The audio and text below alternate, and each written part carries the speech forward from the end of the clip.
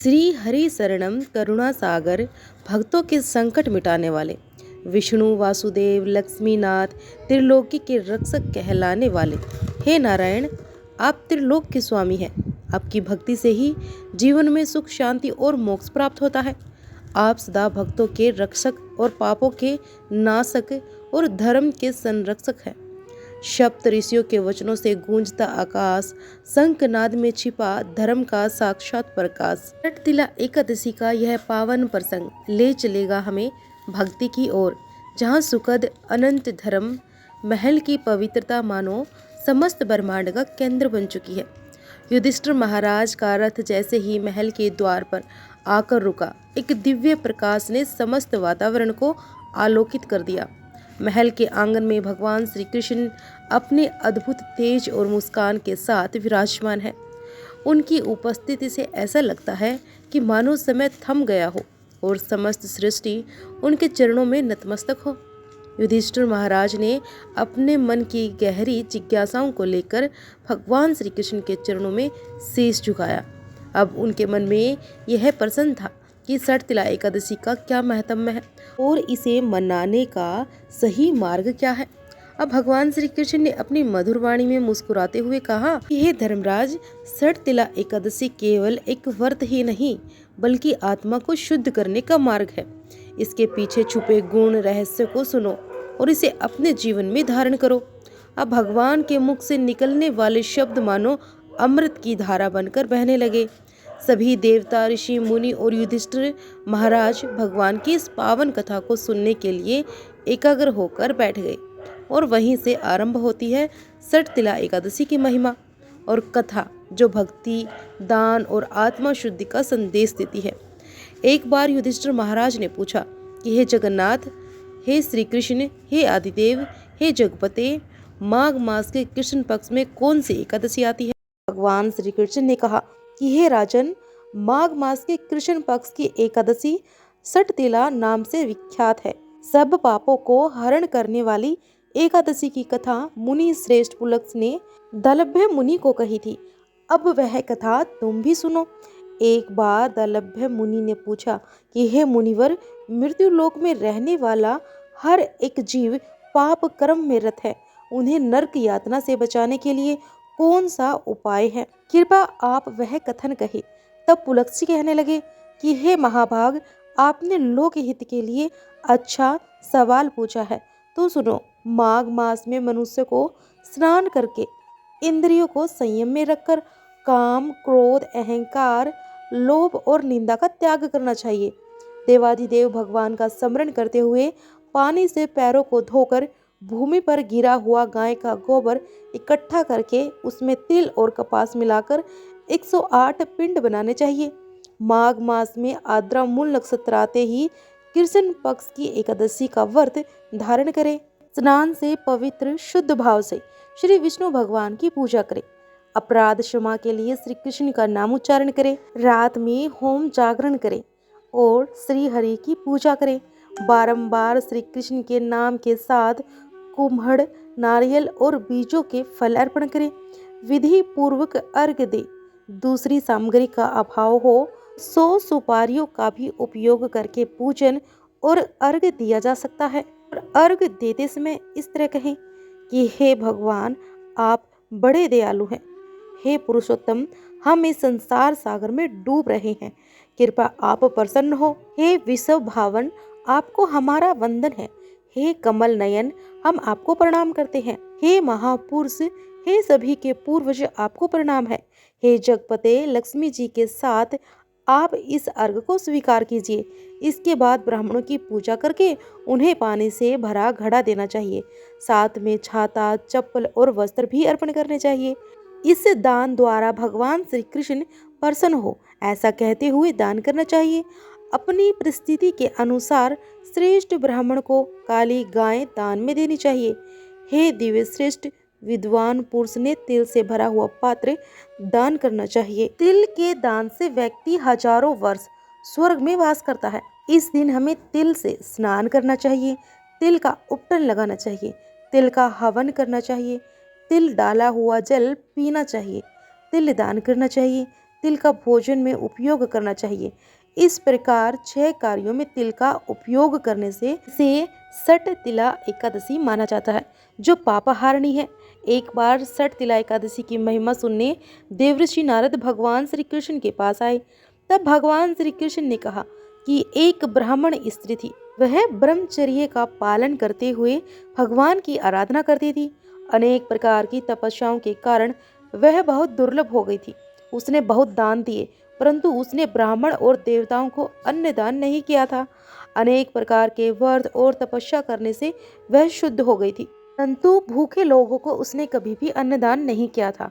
हे ब्राह्मण, उसकी परीक्षा लेने के लिए मैंने एक ब्राह्मण के रूप में उस साध्वी के घर जाकर भिक्षा मांगी। तभी उस ब्राह्मणी ने पूछा कि ए ब्राह्मण, सत्य कहिए कि आप कहाँ से आए हैं। मैंने सुनकर अनजान बनते हुए उसे कोई उत्तर नहीं दिया, तो उसने क्रोध में भिक्षा पात्र में मिट्टी डाल दी। उसके बाद मैं अपने धाम लौट आया और अपनी तपस्या के प्रभाव से वह ब्राह्मणी मेरे धाम में वापस आई। उसे संपत्तिहीन, सवर्णहीन और धन्यहीन सिर्फ एक सुंदर महल मिला। इतना सुंदर महल में कुछ न पाकर वह अस्वस्थ और क्रोधित होकर मेरे पास पूछने आई और कहने लगी कि हे जनार्दन, सब व्रत और तपस्या करके मैंने श्री विष्णु की आराधना की, परंतु मुझे धन धान्य क्यों नहीं प्राप्त हुआ। तब मैंने कहा कि हे साध्वी, तुम भौतिक विषयों से यहाँ आई हो, अब तुम अपने घर लौट जाओ। तुम्हें देखने देवताओं की पत्नियां आएंगी और उन्हें सठ तिला एकादशी की महिमा पूछकर पूरा सुनने के बाद ही दरवाजा खोलना, अन्यथा नहीं। यह सुनकर ब्राह्मणी घर वापस आई। एक बार ब्राह्मणी दरवाजा बंद करके अंदर बैठी हुई थी। तब देव पत्नियां वहां पर आकर कहने लगी कि हे सुंदरी, हे ब्राह्मणी, हम तुम्हारे दर्शन करने आए हैं, कृपया दरवाजा खोलो। तब ब्राह्मणी ने कहा कि आपको मुझे देखने की इच्छा है तो कृपया सठ तिला एकादशी की महिमा का वर्णन करें, तभी मैं दरवाजा खोलूंगी। फिर उस समय एक देव पत्नी ने उसे वह महत्म्य बताया और महत्म्य सुनने के बाद ब्राह्मणी ने दरवाजा खोला। देव पत्नियां उसके दर्शन से बहुत प्रसन्न हुई। देव पत्नियों के कहे अनुसार ब्राह्मणी ने सठ तिला एकादशी का व्रत किया, जिसके प्रभाव से उसे धन धान्य, तेज, सौंदर्य प्राप्त हुआ। धन धान्य संपादन करने के लोभ दृष्टि से यह व्रत कभी नहीं करना चाहिए। इस व्रत के पालन से अपने आप गरीबी, दुर्भाग्य नष्ट हो जाता है। जो कोई भी इस तिथि को तिल दान करेगा वह सब पापों से मुक्त हो जाएगा। तब भगवान श्री कृष्ण के कहे अनुसार धर्मराज युधिष्ठिर ने भी इस व्रत का विधि पूर्वक पालन किया। यह थी सठ तिला एकादशी की व्रत कथा। अब सुनिए एकादशी अर्थात 11 माता की कथा। एक बार एक राज्य का राजा बहुत ही बुद्धिमान और बलशाली था। वह राजा हमेशा अपनी प्रजा का भी बहुत अच्छे से ध्यान रखता था। प्रजा भी राजा को बहुत प्रेम करती थी। राजा की 2 बेटियां थीं। राजा अपनी दोनों बेटियों से बहुत स्नेह करता था। राजा की छोटी बेटी देखने में बहुत सुंदर और आकर्षित थी और राजा की बड़ी बेटी छोटी बेटी के मुकाबले थोड़ी कम सुंदर थी। राजा की छोटी बेटी माता की पूजा किया करती थी और सभी लोग राजा की छोटी बेटी से बहुत प्रेम करते थे, उनकी प्रशंसा किया करते थे। राजा भी अपनी छोटी बेटी को बड़ी बेटी से अधिक प्रेम करता था, जिसके कारण राजा की बड़ी बेटी को अपनी ही छोटी बहन से बहुत नफरत होने लगी थी। धीरे धीरे समय बीता और दोनों राजकुमारियां जब बड़ी हो गई, तब पड़ोस के राज्य में रहने वाला एक राजकुमार राजा की बड़ी बेटी के लिए रिश्ता लेकर आया। लेकिन जैसे ही उस राजकुमार की दृष्टि राजा की छोटी बेटी पर पड़ी, तो वह राजकुमार राजा की छोटी बेटी पर आकर्षित हो गया और छोटी बेटी से पहली ही नज़र में प्रेम करने लगा। उस राजकुमार ने अब राजा की बड़ी बेटी के साथ विवाह करने से मना कर दिया। उसने राजा से कहा कि महाराज, मैं तो आपकी छोटी बेटी से ही विवाह करना चाहता हूँ। यह सब देखकर अब तो राजा की बड़ी बेटी अपनी छोटी बहन से बहुत अधिक क्रोधित हो गई और राजा की बड़ी बेटी ने अपनी छोटी बहन को अपना सबसे बड़ा शत्रु मान लिया। राजा की बड़ी बेटी ने अपनी छोटी बहन से बदला लेने का निर्णय किया, तो राजा की बड़ी बेटी ने अपनी छोटी बहन को जान से ही मारने का उपाय सोचा। अब बड़ी बेटी ने अपनी छोटी बहन को मारने के लिए सबसे पहले एक लड्डू में जहर मिलाकर अपनी छोटी बहन को खाने को दे दिया। अब छोटी बहन बहुत भोली भाली थी, तो उसे अपनी बड़ी बहन के षड्यंत्र के बारे में कुछ भी नहीं पता था, तो उसने वह लड्डू खा लिया लेकिन आश्चर्य की बात है कि छोटी बहन को लड्डू खाने के बाद भी कुछ नहीं हुआ। तो बड़ी बहन यह देखकर बहुत आश्चर्यचकित रह गई। लेकिन अब भी बड़ी बहन ने हार नहीं मानी। जब एक रात उसकी छोटी बहन अपने कमरे में सो रही थी, तब उसने एक मटके में सांप रखकर उसके कमरे में छोड़ दिया। लेकिन सांप भी छोटी बहन का कुछ नहीं बिगाड़ पाया। जिसके बाद बड़ी बहन ने अपनी छोटी बहन से पूछा कि चलो बहन, हम लोग कुएं से पानी भर कर लाते हैं। तो छोटी बहन चलने के लिए तैयार हो गई। जब पानी भरने के बहाने बड़ी बहन ने उसे कुएं के पास ले गई और कुएं में धक्का दे दिया। लेकिन तब भी छोटी बहन को कुछ नहीं हुआ, क्योंकि हर बार 11 माता उसकी रक्षा कर रही थी। और उधर बड़ी बहन अपने सारे प्रयास के बाद भी लगातार असफल हो रही थी, जिस कारण वह और अधिक क्रोधित हो गई। और फिर उसने अपनी छोटी बहन के पास जाकर उससे प्रसन्न किया कि मेरी छोटी बहन, क्या तुमको पता है कि भगवान ने सबकी मृत्यु एक निश्चित समय पर लिखी है, और कैसे तुम्हारी या मेरी मृत्यु होगी, क्या तुम यह जानती हो? तो तब छोटी बहन ने अपनी बड़ी बहन को बताया कि हाँ दीदी, बाकी का तो नहीं पता, लेकिन मैं जानती हूँ कि मेरी मृत्यु कैसे होगी। अब छोटी बहन से यह सारी बातें सुनकर अब तो बड़ी बहन मन ही मन प्रसन्न होने लगी। तब उसने छोटी बहन से कहा कि बहन, तब मुझे बताओ कि तुम्हारी मृत्यु का राज क्या है। अब छोटी बहन ने अपनी बड़ी बहन से कहा कि दीदी, मेरी मृत्यु तो एक तोते में है। जो तोते के गले में एक हार है, उससे ही मेरी मृत्यु होगी। जब तक कोई भी व्यक्ति तोते को मारकर उस हार को अपने गले में पहनेगा तो मैं मूर्छित हो जाऊंगी, और जैसे ही उस हार को अपने गले से उतारेगा तो मैं वापस जीवित हो जाऊंगी।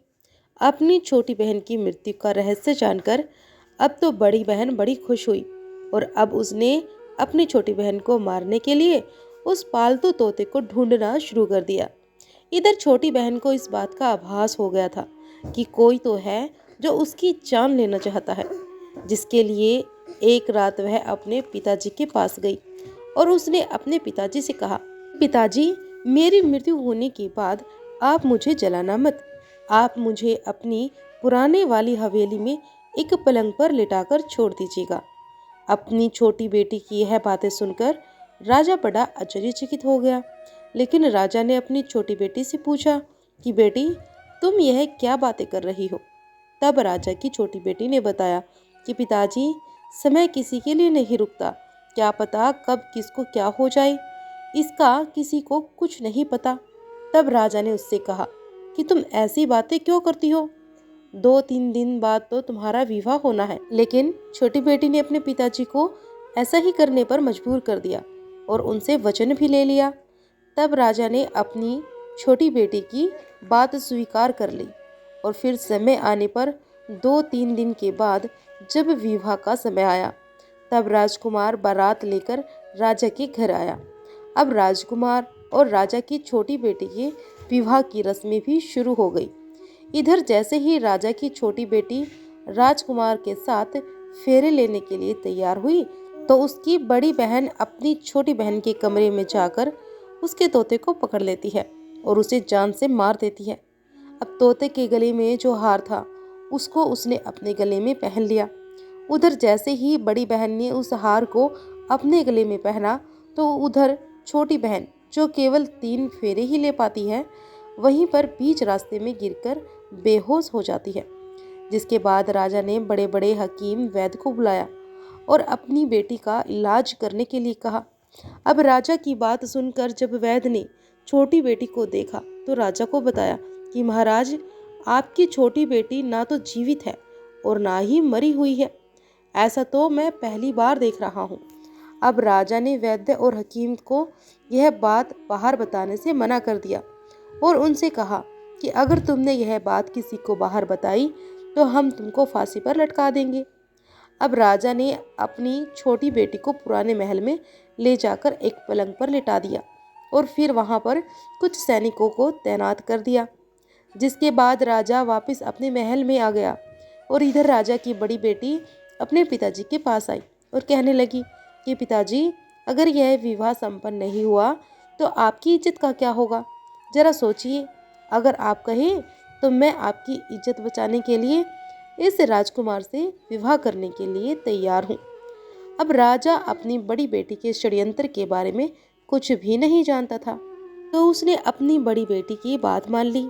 और तब राजा ने अपनी बड़ी बेटी को छोटी बेटी के कपड़े, आभूषण आदि पहनाकर मंडप में भेज दिया, ताकि किसी को इस बात का पता न चले कि विवाह छोटी बेटी के साथ नहीं बल्कि बड़ी बेटी के साथ हो रहा है।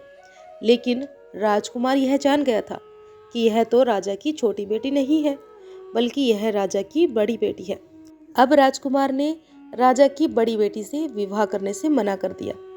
तब सभी लोगों ने राजकुमार को मजबूर करके राजा की बड़ी बेटी से बचे हुए फेरे को संपन्न करा दिया और फिर विवाह संपन्न हो गया।